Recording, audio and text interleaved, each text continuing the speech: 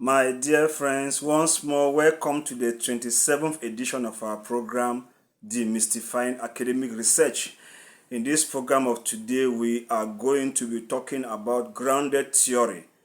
The last program, session 26, we discussed about thematic analysis. So those who may want to know more, you can still check the session 26, you will hear about thematic analysis.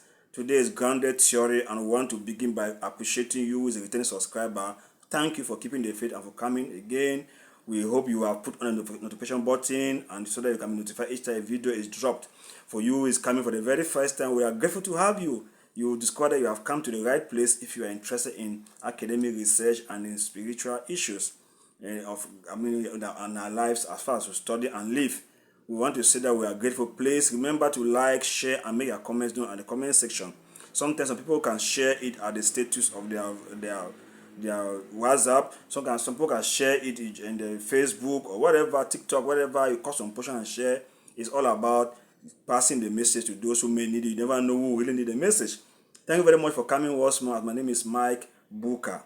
Grounded theory. We have 5 questions to place before us, and then give responses to them, so that it may be a way to help us to actually understand what grounded theory is all about. The 5 questions go as follows. Question number 1, what is grounded theory? Question number 2, what differentiates grounded theory from other theories, for instance, the thematic analysis? Question number 3, what are the 2 main concepts of grounded theory? Question number 4, when is grounded theory most appropriate to be used? And question number 5, how do we carry out grounded theory?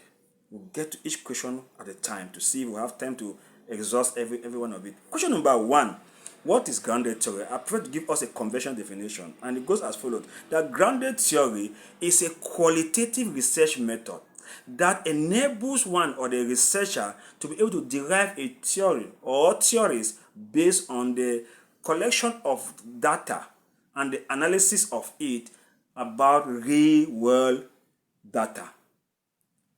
It's not from anywhere, but real world data, something that is realistic. Now, the second question is, what differentiates then grounded theory from other theories? I want to give 2 main differentiations. The first one, there are 2. One is based on the hypothesis, and the other one is based on the method of collection of data. First one, most other theories begin with the hypothesis. Grounded theory does not begin like that. Yes.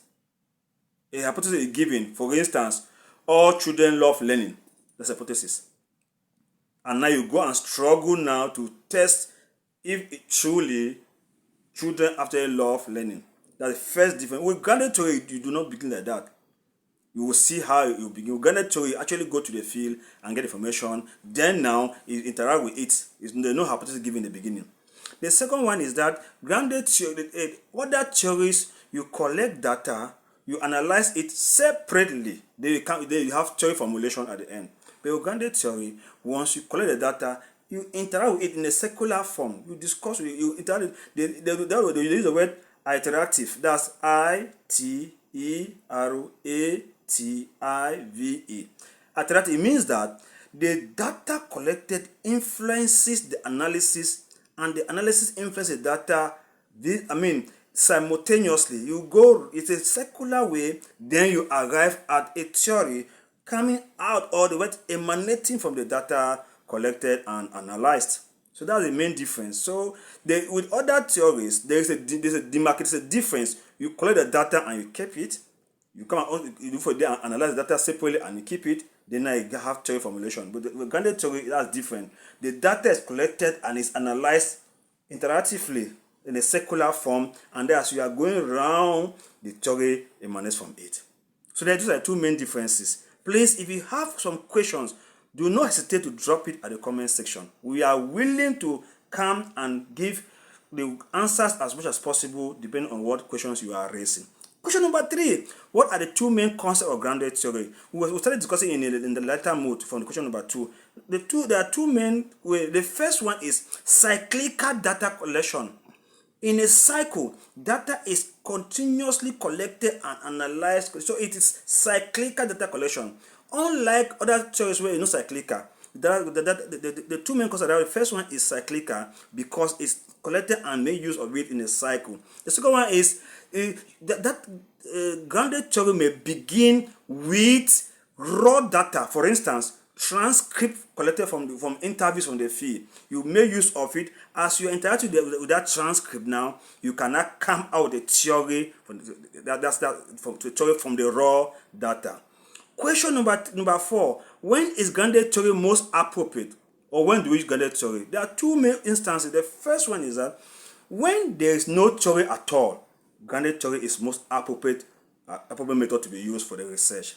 2, there may be an existing theory, but the theory does not have enough data that covers the topic in question. So grounded theory is good because it can help to fill that gap. Question number 5 and the last question: how do we conduct grounded theory? At the end of the day, we need to know how to do it. Knowing the definition, knowing its differences. The essence is to know how then, as a young researcher, I may go out to the field and do the research and carry a grounded theory, which is so common in the academic world. There are 5 steps I'll give you. The first step is theoretical sampling. The second step is open coding. The third step is you code that group excerpt into code. The fourth step is ASIA coding, and the last step is selective coding. Step number 1 we say is theoretical sampling. In theoretical sampling, you begin first by selecting a small group of persons who will help you in the process of carrying out the interviews, analyze the matter, the data, just like that. With the notion that as you proceed, you will recruit more persons. That will call it theoretical sampling. You take a few number of persons, you sample, you work with them to sample everything, and you derive your theory from the data.